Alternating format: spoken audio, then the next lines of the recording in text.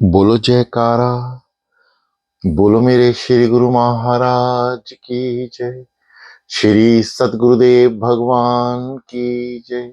श्री नंगली निवासी भगवान की जय। श्री परमहंस दयाल जी महाराज की जय। श्री सतगुरुदेव भगवान जी की प्रेम। आप सुन रहे हैं कथा श्री अद्वैतानंद महाराज श्री परमहंस महाराज जी की श्री अद्वैत दर्शन।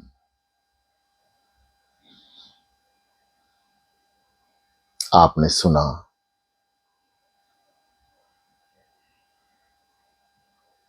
कि श्री परमहंस महाराज जी के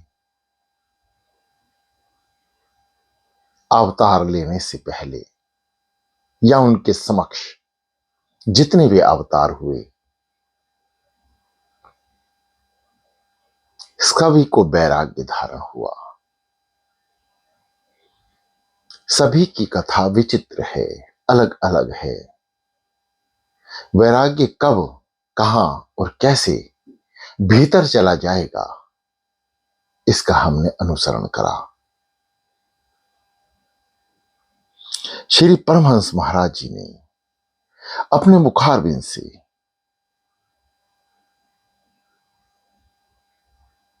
वैसे तो बहुत कम सत्संग किए, यानी वह अपने मुखारबिंद से बहुत कम बोलते थे और हमेशा आंख मूंद कर ही अपना जीवन व्यतीत कर रहे थे। लेकिन उन्होंने अपनी शारीरिक यात्रा के साथ साथ अपनी वाणी से भी ऐसे ऐसे सांसारिक जीवों को तार दिया, उनके जीवन में अध्यात्म भर दिया, साधना और वैराग्य भर दिया, जिनकी कल्पना करना भी नामुमकिन है। आप जहां बहुत कम बोलते थे, वहीं जितना भी बोलते थे बड़ा उत्तम बोलते थे। वह छोटी सी वाणी मनुष्य के जीवन में एक हलचल पैदा कर देती थी और हृदय में एक तूफान सा मचा देती थी। आपकी पवित्र वाणियों का हम अनुसरण कर रहे हैं।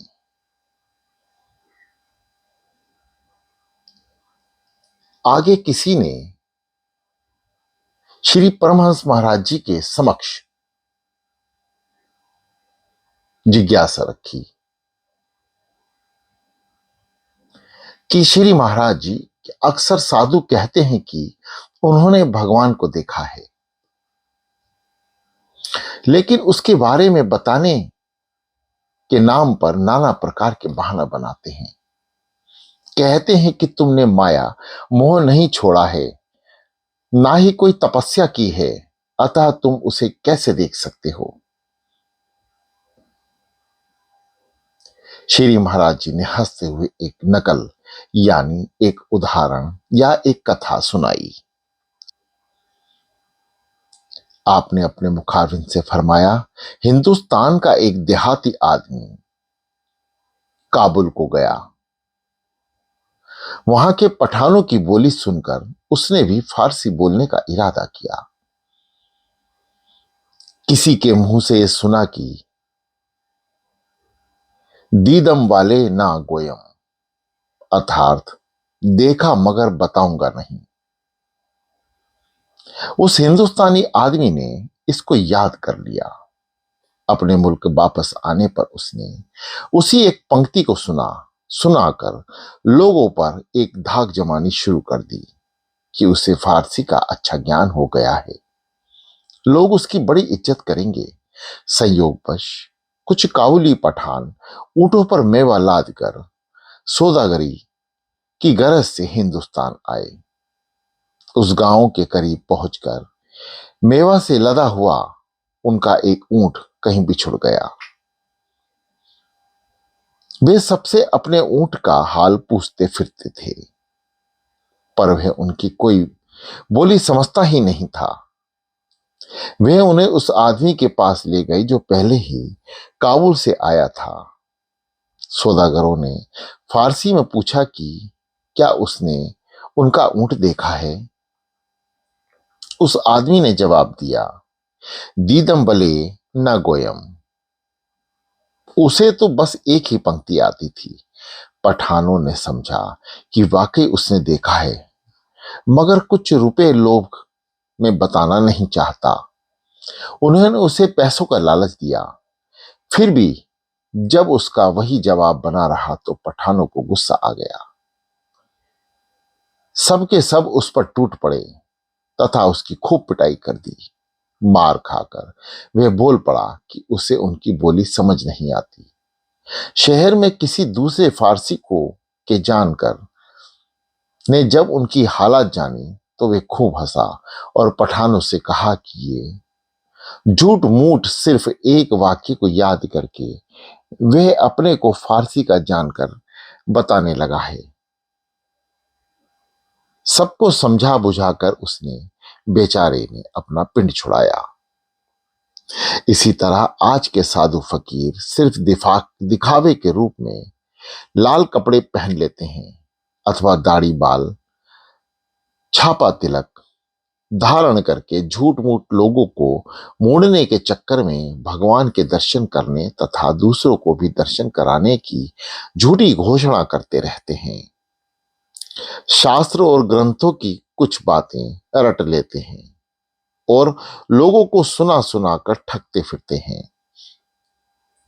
किंतु जब उनकी उस नकलबाजी का पोल खुलता है तब वे खुद तो मार खाते अथवा अपमानित होते हैं, साधु जाति की भी हंसाई कराते हैं। असल में उन्हें किसी प्रकार का दर्शन तो होता नहीं। एक धोबी अपने गधे को शेर की खाल ओढ़ाकर रात के वक्त किसी जमींदार के खेत में हाँक देता है। रात भर में गधा जब भर पेट फसल चर लेता है तो वह भोर होने पर उसे घर ले आता है। रोज रोज की यह हालत देखकर एक दिन जमींदार रात के वक्त खेत में छिपा बैठा कि उसने एक शेर को खेत में घुसते देखा। वे खौफ के मारे बगल के पेड़ पर चढ़ गया। जब शेर की जब शेर खेत की फसल खाने लगा तब उसे शक हुआ कि ये शेर तो मांस खाने वाला जानवर ठहरा, ये भला घास कैसे खाने लगा। इस दुविधा में वह बड़ा ही रहा कि पेट भरने के बाद गधा अपनी स्वाभाविक आवाज में रेंगने लगा। जमींदार ने डंडा संभाला और उसकी खूब मरम्मत कर दी। मार खा खाकर नकली शेर की हालत बदतर हो गई। इसी तरह आजकल फकीरी लिबास में बहुत से उचक्के और बदमाश लोगों को ठगते और लूटते फिरते हैं। वह भेष तो सचमुच बड़े महापुरुषों का रहा है, अतः कुछ दिन तो उन नकली साधुओं की भी आवभगत खूब होती है, मगर जब कुछ दिनों के बाद उनकी ओछी हरकतें जाहिर होने लगती हैं तब लोग उनकी मरम्मत भी करने लगते हैं। कुछ भी हो, उस फकीरी लिबास में ऐसे बड़े महात्मा हो गुजरे हैं कि उनके भजन के प्रताप से बुरे और बदमाश आदमी की भी पूजा हो जाती है। जब उनकी ऐसी हालत है तब भला उस लिबास के असूलों के मुताबिक अच्छे कर्म करने वालों की पूजा भला क्यों नहीं होगी। श्री परमहंसी महाराज जी अपने मुखारविंद से अक्सर अपने भक्त प्रेमियों और साधकों को कुछ कहानी या कुछ लीला या कुछ बनावटी बातें कर कर उनके भीतर सत्संग का उद्गार किया करते थे। उसी कड़ी में एक बार श्री परमहंस महाराज जी ने फरमाया, एक सांप और एक मेंढक में बहस हुई। सांप बोला कि मैं बड़ा जहरीला हूं, जिसको काट लेता हूं वे फौरन मर जाता है। मेंढक ने कहा, बात जहर की ही नहीं है, बल्कि सांप के डर के कारण उसकी मौत हो जाती है। दोनों अजमाइश पर उतर आए। रात के वक्त सांप ने एक आदमी को काटा और काट कर छिप गया। मेंढक उस जगह पर जा डटा। वे आदमी चिल्लाया। जब चिराग लाकर देखा गया तो मेंढक वहां था। सबने हंसकर टाल दिया कि वाह भाई, मेंढक के काटने से ऐसे गला फाड़कर चिल्ला उठे। बस बात रफा दफा हो गई और उस आदमी को कुछ भी ना हुआ। दूसरे दिन मेंढक ने एक आदमी को काटा और कहीं छिप गया। सांप उसकी जगह आकर मौजूद हो गया। चिराग जलाने पर जब सांप को देखा गया, तब खूब के मारे उस आदमी के होश उड़ गए। रात भर बिस्तर पर तड़पता हुआ सवेरे मर गया। अब पूछो कि सांप के जहर का अक्सर असर कहां चला गया? तब भला मेमोरिज्म, हिप्नोटिज्म और झाड़ फूंक से जो सांप के काटे हुए अच्छे हो जाते हैं, तब जहर का असर कहां चला जाता है? इस प्रकार हर हालात में ख्यालों की ताकत से ही ऐसा हुआ समझा जाना चाहिए। अगर थोड़ा बहुत असर हुआ भी तो मेंढक का जहर समझकर टल गया। इंसान के ख्यालों में अद्भुत शक्ति है। उन्हीं ख्यालों को साधक भजन द्वारा परिपक्व बना कर उसे भगवान का भी दर्शन प्राप्त होता है। जब जिज्ञासु परमहंस महाराज जी से अपनी जिज्ञासा के प्रति सवाल कर रहे थे, परमात्मा के विषय में, कि उनकी प्राप्ति कैसे होगी, तब श्री परमहंस महाराज जी ने अपने उद्घोष द्वारा, कुछ तर्कों द्वारा उनको समझाया और फिर पुनः कुछ मौन होकर कुछ मिनट रुकने के पश्चात परमहंस महाराज जी ने फिर फरमाया, ईश्वर प्राप्ति के 4 ढंग माने गए हैं। पहला अभ्यास, दूसरा विचार, तीसरा ध्यान, चौथा समाधि। फकीरों की भाषा में इसको जिक्र, फिक्र, मरकबा तथा फना कहा गया है। फना के पश्चात बका है, जिसको जीवन मुक्ति कहते हैं। उसके पश्चात वसाल माना गया है, जिसको विधेय मुक्ति कहते हैं। जिक्र अथवा अभ्यास का संबंध हृदय अथवा इंद्रियों से है। फिक्र अथवा विचार का संबंध बुद्धि से है। तसव्वर अथवा ध्यान मन से होता है। फना अहंकार को कहते हैं। श्री परमहंस महाराज जी ने बड़े विस्तार से अपने गूढ़ सत्संग में जिज्ञासु को समझाया। पहला अभ्यास, इसके विषय में आप फरमा रहे हैं, इसके अनेक ढंग हैं। महात्मा जिज्ञासु को अवस्था देखकर कोई ऐसा ढंग बता देते हैं। अनेक व्यक्तियों को जीवावश करने का तो अनेक को प्राणवश में करने का अभ्यास बताते हैं। इन सब का तात्पर्य मन का निरोध करना है। इसका सर्वश्रेष्ठ अभ्यास त्रिकुटी ध्यान है, जिसका वर्णन गीता के 5वें अध्याय के मंत्र 27-28 में हुआ है। इसको सुरत साधना, शून्य ध्यान और सहज समाधि भी कहते हैं। मुसलमान फकीर इसको नसीरा, महमूदा कहते हैं। इसमें मुख बंद करके श्वास के आने जाने के साथ मंत्र के अर्थ का विचार कर दृष्टि को भावों के मध्य में यहां नाक के वासा आरंभ होता है, ठहरते हैं। इससे मन एकाग्रचित होता है और अंदर के संकल्प विकल्प समाप्त हो जाते हैं।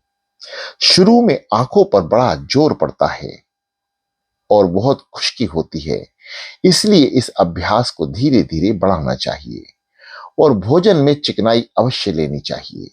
अर्थात अभ्यास 4 भागों में बांटा जा सकता है। पहला, जुबान जाकिर है और दिल काफिर है। जुबान जाकिर है और दिल गाफिल है। दूसरा, जुबान जाकिर है और इसके साथ दिल इस तरह जाकिर है कि कभी कभी दिल गाफिल भी हो जाता है और जुबान जाकिर हो जाती है। तीसरा, जुबान और दिल दोनों एक साथ जाकिर करते हैं, परंतु कभी कभी दोनों में एक साथ गाफिल हो जाता है।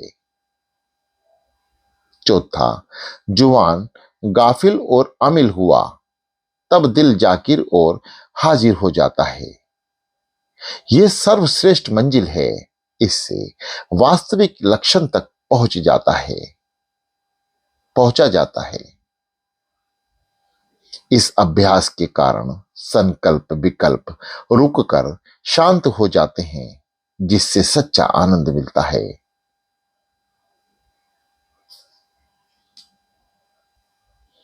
तीसरा है ध्यान।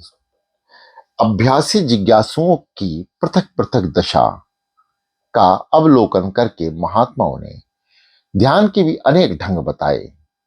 सभी इंद्रियां द्वारा अर्थात आंख, कान और मुख इत्यादि द्वारा मन को रोककर आंखें उलटकर ज्योति का ध्यान करें। इससे साक्षात्कार होता है। एक कविता द्वारा आपने फरमाया, आंख कान मुख ढाप के नाम निरंजन ले, भीतर के पट तब खुले जब बाहर के पट दे। नैनों की कार कोठरी पुतली पलंग बिछाए के, पलकों की चिक डाल के पिया को लेह चुराए लुभाए ले। ईश्वर के ध्यान के अतिरिक्त और किसी का ध्यान नहीं होना चाहिए। समाधि अथवा ले से तात्पर्य कपाली चढ़ाना नहीं है। गीता के 18वें अध्याय के 66वें मंत्र में यह भाव आया है। इस मंत्र का तात्पर्य यह है कि तुम सब धर्मों को छोड़कर मेरी ओर शरण आ जाओ, मैं तुझे सब पापों से मुक्त कर दूंगा। धर्म के अर्थ है अहंकार, जिसे हमने अपना आप मान रखा है। उसको छोड़ देना ही शरण में आना है। जब अहंकार का पर्दा उठ गया तो फिर आपा कहाँ रहा। परंतु बिना अभ्यास के अहंकार का त्याग कठिन है। सभी अभ्यास एक प्रकार के धर्म हैं, जो कि सभी मनुष्य में से स्वयं एक आवाज हो रही है, जिसे संतों ने गुप्त रखा। इसको खोजने का ढंग यह है कि साधक मुख को बंद करके नाक से श्वास लेवे और हृदय से संकल्पों को दूर करके श्वास के आने जाने पर ध्यान रखे। इससे अभ्यासी को एक प्रकार की आवाज अर्थात शब्द अपने घट में सुनाई देगा। सर्वप्रथम यह शब्द हृदय में सुनाई देता है, बाद में अभ्यास करके ये दाहिनी आंख के भवों के ऊपर सुनाई देता है। शुरू में यह शब्द स्पष्ट रूप से सुनाई नहीं देता, बिल्कुल कुछ मिली जुली गड़बड़ सी आवाज सुनाई देती है। कुछ दिनों तक अभ्यास करते रहने के से स्पष्ट रूप से 10 प्रकार की आवाजें सुनाई देती हैं, जिनको सुनकर मनुष्य मस्त हो जाता है, अपने अस्तित्व को भूल जाता है और समाधि में स्थित हो जाता है। इस अभ्यास के साथ महात्मा खेचरी मुद्रा भी कराते हैं, जिससे अमीरस मस्तिष्क में छूकर गले में गिरता है। उससे ऐसा आनंद उत्पन्न होता है कि साधक बिल्कुल मस्त हो जाता है। इससे दांतों को दबाकर जीभ को उलटकर तालू से लगाते हैं। इस अभ्यास को सुरती शब्द का मेल और शुगल सरमदी सुल्तान उल जिकर भी कहते हैं। 10 प्रकार की आवाजों का वर्णन इस प्रकार किया गया है। श्री दादा गुरु महाराज श्री परमहंस महाराज जी फरमाते हैं, पहला जिंगर की आवाज, इसके सुनने से शरीर के रोंगटे खड़े हो जाते हैं।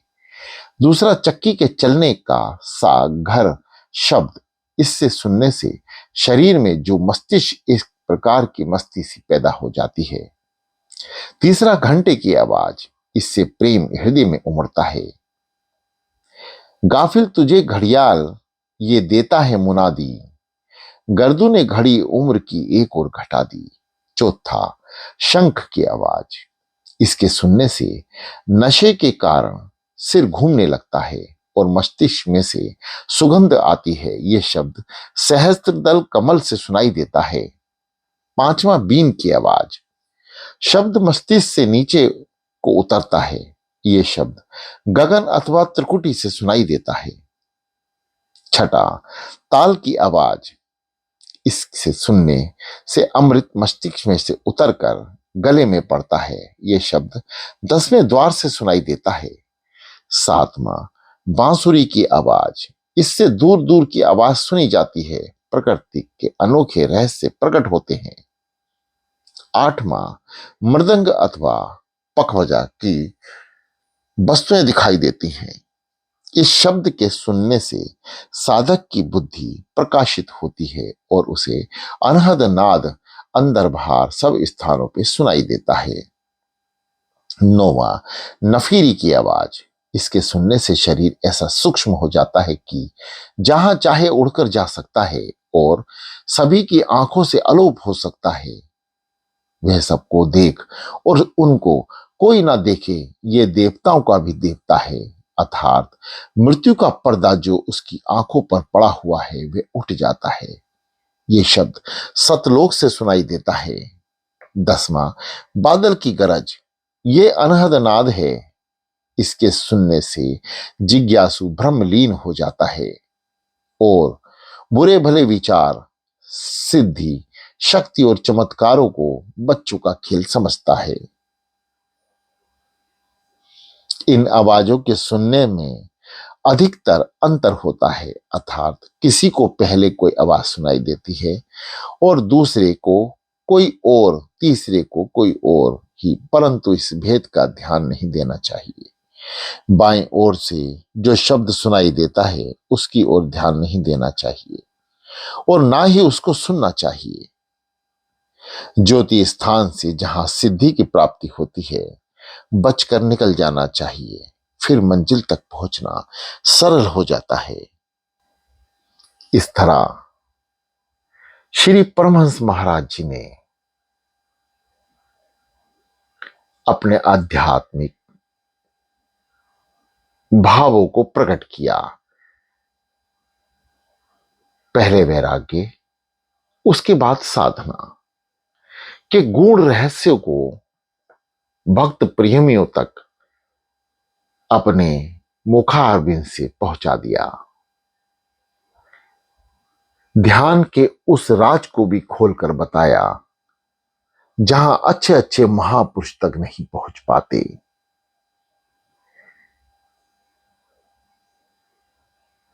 जैसे श्री परमहंस महाराज जी ने अपना अनुभव भक्तों को बताया, वैसे ही वैसे उस समय के भक्तों ने श्री परमहंस महाराज जी के प्रति अपने भाव प्रकट करते हुए हर वाणी को अपने हृदय में उतार लिया और उनके जीवन काल में अत्यंत साधना, तप, ध्यान और अध्यात्म को भीतर तक उतार लिया और अपने जीवन को सफल बनाया। और बनाए भी कैसे? जिसने पार ब्रह्म परमेश्वर के साक्षात दर्शन किए हों, उसके जीवन में ऐसा उत्तम बदलाव क्यों ना आएगा। धन्य है वह महापुरुष,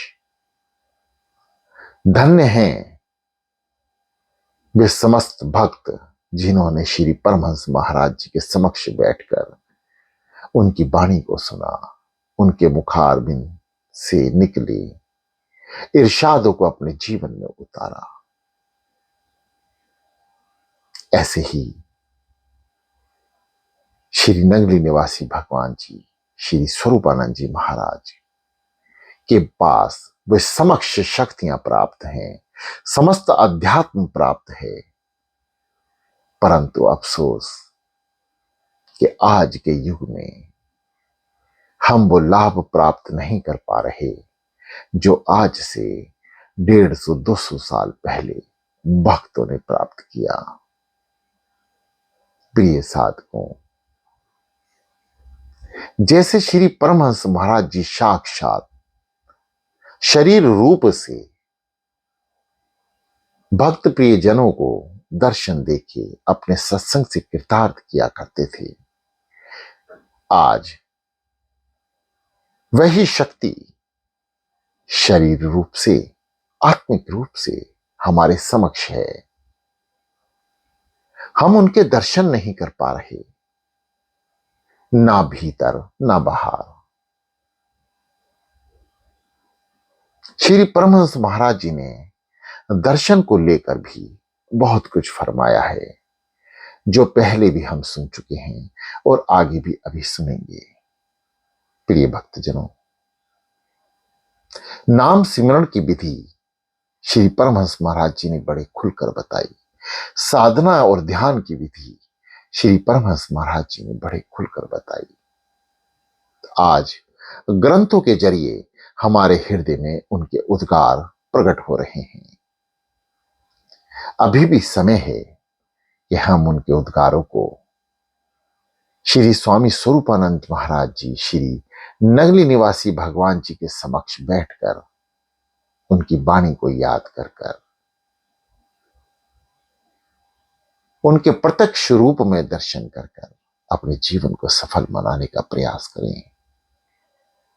अमृत बेला करें, उनके समय पर उठें और उन शक्तियों को याद करें जो हमारे इर्द गिर्द अभी मौजूद है। ऐसे सद्गुरुदेव भगवान जी को पाकर समस्त भक्त जनों का जीवन सफल हो चुका है। बस अब एक ही कड़ी बाकी है, साधना की, नाम जपने की, उनको याद करने की, और कल्याण सुनिश्चित है। बोलो जयकारा, बोलो मेरे श्री गुरु महाराज की जय।